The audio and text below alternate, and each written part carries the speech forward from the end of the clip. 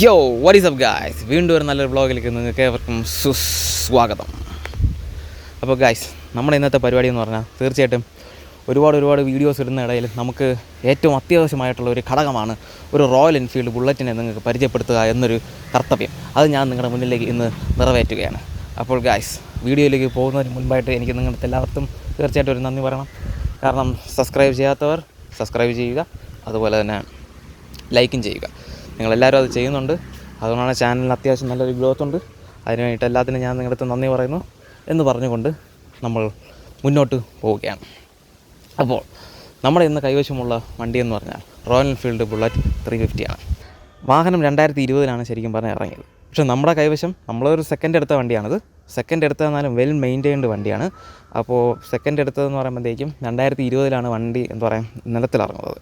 കൂടാതെ നമ്മൾ സെക്കൻഡ് എടുത്തത് 1/20 തോന്നുന്നു, 1/10 നമ്മുടെ ഈ സെക്കൻഡ് വണ്ടി എടുത്തത്. വളരെ ലാഭകരമായിട്ടാണ് വണ്ടി കിട്ടിയത്. വളരെ ലാഭകരം മാത്രമല്ല, ഈ ഒരു ബ്ലാക്ക് എഡിഷൻ തന്നെ കിട്ടാനിപ്പോൾ പാടാണ്. ഓക്കെ, ഒരുപാട് പേര് അന്വേഷിച്ച് നടക്കുന്നൊരു വണ്ടിയാണ് ഇത്. ആൾട്രേഷനോ ഒന്നുമല്ല, ഇത് ശരിക്കും പറഞ്ഞാൽ ഒരു ബ്ലാക്ക് എഡിഷനാണ്. കണ്ട, അതെല്ലാം നിങ്ങൾക്ക് നോക്കിയാൽ തന്നെ നിങ്ങൾക്ക് ഈ ടയറിൻ്റെ ഇവിടെയും നമ്മുടെ എഞ്ചിൻ്റെ സൈഡായിരുന്നു അതെല്ലാം നിങ്ങൾക്ക് നോക്കിയാൽ തന്നെ നിങ്ങൾക്ക് മനസ്സിലാവും. ഈ വാഹനം എന്ന് പറഞ്ഞാൽ തന്നെ ഒരു കംപ്ലീറ്റ് ബ്ലാക്ക് എഡിഷനാണ്. ഇത് കിട്ടിയത് ഞാൻ പറഞ്ഞല്ലോ, 1 ലക്ഷം രൂപയ്ക്ക് ഇത് കിട്ടിയത് തന്നെ എന്തോ ഒരു ഭാഗ്യം, ഒരു പുണ്യം കൊണ്ടാണ് ശരിക്കും പറഞ്ഞാൽ ഒരു 1 ലക്ഷം രൂപയ്ക്ക് തന്നെ നമ്മുടെ സാധനം കിട്ടിയത്. 2020 ഇറങ്ങിയൊരു മോഡലാണ്. പലരും അന്വേഷിച്ച് നടക്കുന്നൊരു മോഡലും കൂടെയാണ്. തീർച്ചയായിട്ടും നമ്മളും അന്വേഷിച്ചുകൊണ്ട് നടന്നു, നമുക്ക് ഭാഗ്യം കൊണ്ട് കിട്ടിയ ഞാനതിൽ സന്തോഷിക്കുന്നു. അങ്ങനെ പല കാര്യങ്ങളും പറയുമ്പോഴും വണ്ടി ഇതാ ഫ്രണ്ട് ഡിസ്ക് ബ്രേക്കാണ്. അതുപോലെ തന്നെ വണ്ടി ബ്രേക്കിംഗ് കാര്യങ്ങളൊന്നും അത്ര വലിയ കുഴപ്പമില്ല. അതുപോലെ 350 cc വണ്ടി. ഗിയർ ആയിരുന്നാലും ക്ലച്ച് ആയിരുന്നാലും അതെല്ലാം ഷിഫ്റ്റിങ്ങിൻ്റെ കാര്യങ്ങളെല്ലാം പുഷ്പം പോലെ വരും. അങ്ങനെ എല്ലാ കാര്യങ്ങളും നിങ്ങൾക്കറിയില്ല, ബേസിക് ആയിട്ടുള്ള എല്ലാ കാര്യം തന്നെ ഈ വണ്ടിക്കും ലഭ്യമാണ്. പക്ഷേ നമുക്കിന്ന് യൂസർ റിവ്യൂ എന്ന് പറയുമ്പോഴത്തേക്കും വണ്ടിയുടെ റൈഡിങ് കംഫർട്ടാണ് ശരിക്കും പറഞ്ഞാൽ എടുത്ത് പറയാനുള്ളത്. തീർച്ചയായിട്ടും ഒരു അപ്രൈറ്റ് പൊസിഷനിൽ നിങ്ങൾക്ക് തന്നെ അറിയായിരിക്കും, ഒരു രാജകീയമായിട്ട് നമ്മളിങ്ങനെ ഇരുന്ന് പോകുമെന്ന് പറയത്തില്ലേ, അതുപോലെ തന്നെ ഈ വണ്ടിയിൽ നമ്മൾ രാജകീയമായിട്ട് തന്നെയാണ് ഇരുന്ന് പോകുന്നത്. അതുമാത്രമല്ല, വണ്ടിയുടെ ഒരു ഗിയർ ഷിഫ്റ്റിംഗ് അത് പറയാതിരിക്കാൻ വയ്യ. നിങ്ങൾക്ക് ഇപ്പുറത്ത് കണ്ടാൽ മനസ്സിലാവും. വണ്ടിയുടെ ഗിയർ ഷിഫ്റ്റിംഗ് എന്ന് പറയുമ്പോൾ തന്നെ one of the best gear shifting എന്നേ ഞാൻ പറയൂ. കാരണം വെച്ചാൽ റോയൽ എൻഫീൽഡ് പല ബുദ്ധിമുട്ടുകൾക്കും പല ഗിയർ ഷിഫ്റ്റിലും പല കാര്യങ്ങൾക്ക് നമ്മൾ കണ്ടിട്ടുണ്ട്. പക്ഷേ എന്തായിരുന്നാലും എനിക്ക് പറയാനുള്ളൊരു കാര്യം എന്ന് പറഞ്ഞാൽ ഗിയർ ഷിഫ്റ്റിംഗ് ഉഗ്രൻ എന്നാണ് പറയാൻ പറ്റും. അത് വെൽ മെയിൻറ്റൈൻഡ് ആയതുകൊണ്ടായിരിക്കാം. ചിലപ്പോൾ ഈ വണ്ടിയുടെ ക്യാരക്ടർ ആയിരിക്കണമെന്നില്ല, ചിലപ്പോൾ അത് വെൽ മെയിൻറ്റൈൻഡ് ആണ്. ഞാൻ പറഞ്ഞില്ല, വണ്ടി വെൽ മെയിൻറ്റൈൻഡ് ആണ്. ഒരു പോറലോ കാര്യങ്ങളോ ഒന്നുമില്ല.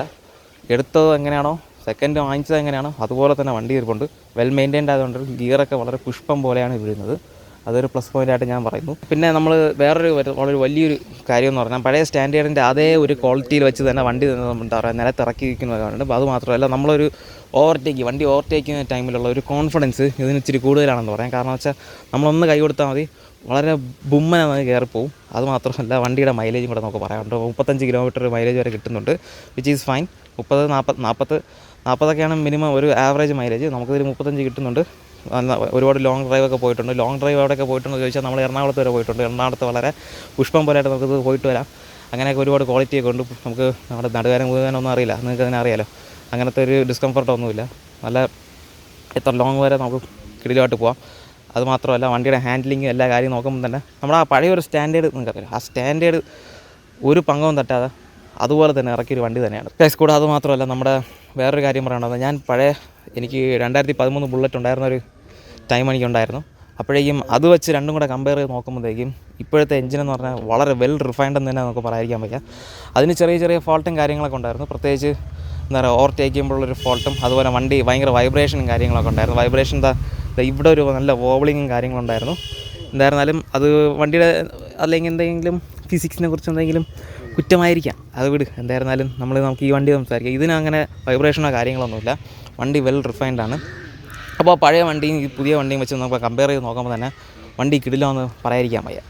പിന്നെ വേറൊരു കാര്യം എന്ന് പറഞ്ഞാൽ, വണ്ടിയുടെ മൈലേജ് ഞാൻ 35 അത് നിങ്ങൾക്ക് പറഞ്ഞിട്ടുണ്ട്.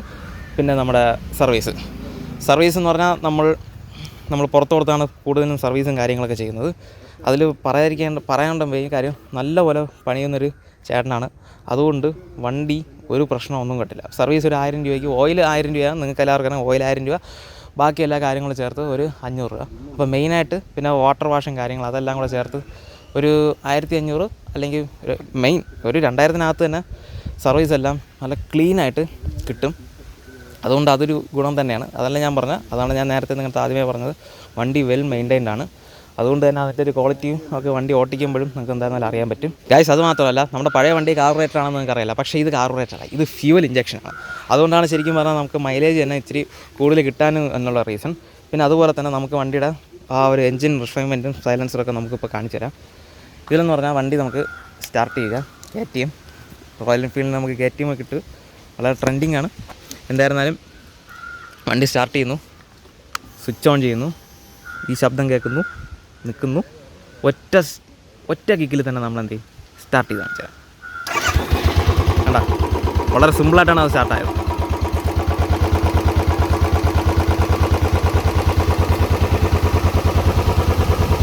പഴയ റോയൽ എൻഫീൽഡുമായിട്ട് പുതുതായിട്ട് കമ്പയർ ചെയ്യുമ്പോഴത്തേക്കും ആ എഞ്ചിനിൽ തന്നെ നമുക്ക് ആ റിഫൈൻമെൻറ്റ് നിങ്ങൾക്ക് മനസ്സിലാവും. ഞാൻ പഴയ ഓടിച്ചിട്ടുള്ളതുകൊണ്ട് എനിക്ക് നല്ല മനസ്സിലാവുന്നുണ്ട്. എന്തായാലും ഞാൻ നിങ്ങളത് പറഞ്ഞതേ ഉള്ളൂ. അതുമാത്രമല്ല, ആ സൈലൻസറിൻ്റെ ശബ്ദം കൂടെ ഞാൻ ഇപ്പോൾ കേൾപ്പിച്ചു തരാം.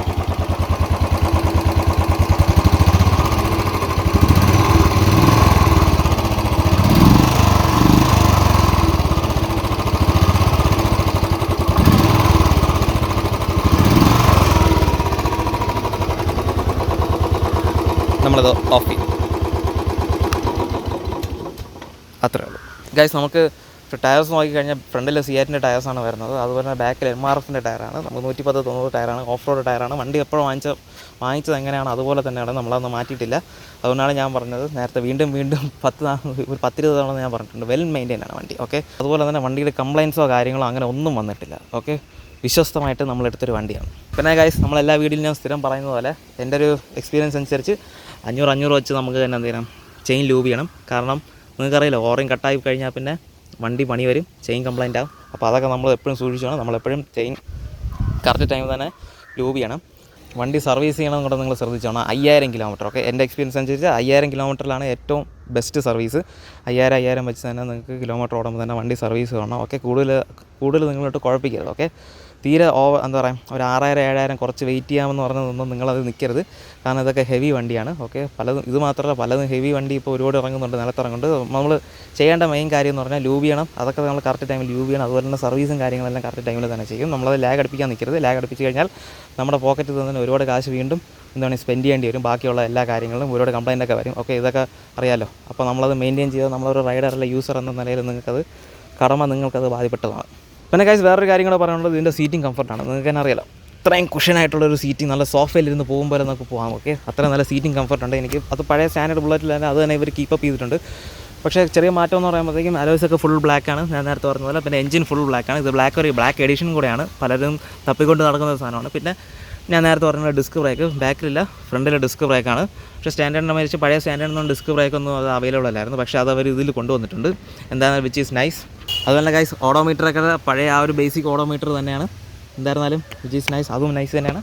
അപ്പോൾ നമുക്ക് ഏത് പ്രായക്കാർക്കും, വയസ്സായ ഒരാൾക്കോട്ടെ, മിഡിൽ ഏജ് ആയിക്കോട്ടെ, യൂത്ത് ആയിക്കോട്ടെ, ടീനേജ്, അഡൽട്ടോ, ഏതൊരു പ്രായക്കാർക്കും വളരെ പുഷ്പം പോലെ ഇപ്പോൾ ഹാൻഡിൽ ചെയ്യാൻ പറ്റുന്ന ഒരു വണ്ടി തന്നെയാണ്. പഴയ സംബന്ധിച്ച് ഒരുപാട് മാറ്റങ്ങളുണ്ട്. ഇപ്പോഴത്തെ ഏത് പ്രായക്കാർക്കും പുഷ്പം പോലെ ഹാൻഡിൽ ചെയ്യാൻ പറ്റുന്ന ഒരു വണ്ടി തന്നെയാണ്. ഈവൻ സ്ത്രീകൾ ഹാൻഡിൽ ചെയ്യാൻ പറ്റുന്ന ഒരു വണ്ടി തന്നെയാണ് നമ്മുടെ റോയൽ എൻഫീൽഡ് ബുള്ളറ്റ് 350. അപ്പോൾ ഇന്നത്തെ വീഡിയോയിൽ കുറച്ച് പേർക്കെങ്കിലും ഉപകാരപ്പെടട്ടെ എന്ന് ഞാൻ വിശ്വസിക്കുന്നു. അതുപോലെ തന്നെ അടുത്ത നല്ലൊരു വീഡിയോയിലേക്ക് കാണുന്നതായിരിക്കും. നിങ്ങൾക്ക് ഏവർക്കും ഒരു ഷിബു ദിനം.